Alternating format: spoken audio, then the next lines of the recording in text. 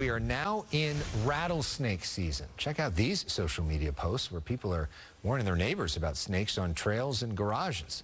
Scary, but not quite as alarming as how snake spotting is depicted in the movies.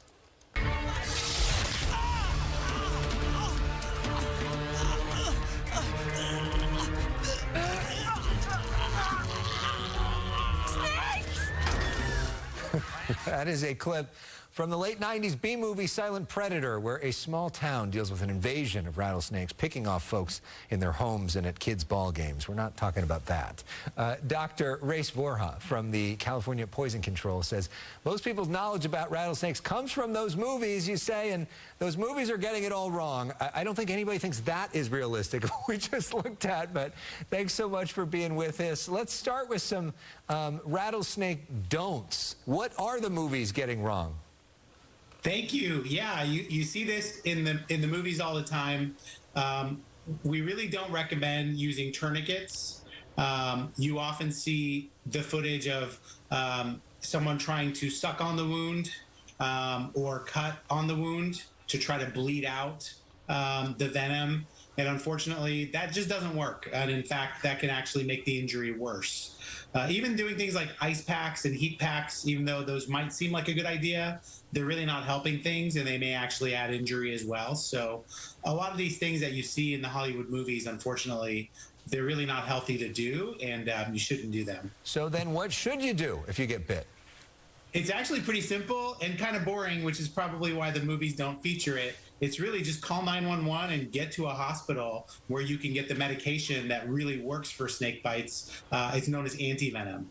And so stay calm, definitely keep that person still. And if you're bitten yourself, then keep that extremity in a position of comfort. Try to keep it low to the ground if you can, and then take off any rings or jewelry, just because we do anticipate that that area might get swollen. So you want to make sure that you do remove any jewelry as soon as possible.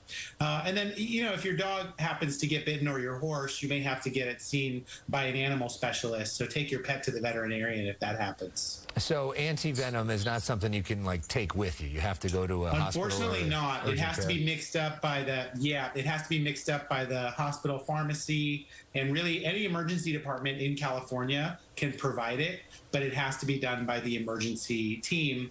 It's not something that we can provide in the field, unfortunately, at this time. So we do recommend people get seen in an emergency department as soon as possible, just to give you the best chance of recovering from that bite. And calling that 911 so they can start mixing that up in advance and have it ready for you as well. Okay, so what is the best way to prevent a bite so we don't have to go through all of that?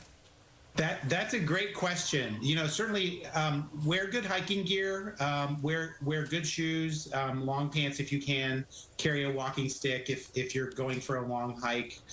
Pay attention. You know, just be mindful of your environment.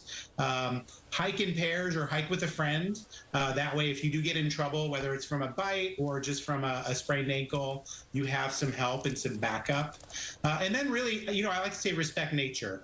These snakes, you know, they're not in our backyard, we're in their backyard. You know, they've been here for millennia in these environments, and we just have to respect Mother Nature. Stay on the trails, make sure your pets are on a leash and that they stay on the trails as well.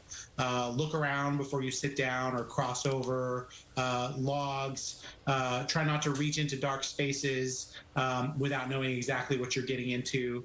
And really, if you see a snake, definitely leave it alone. You know, it's okay to take a picture of it, but beyond that, try not to interact or engage with it because that will definitely put you at higher risk of having a snake bite. And we want to put the information for the California Poison Control Hotline up on the screen. That's 1-800-222-1222.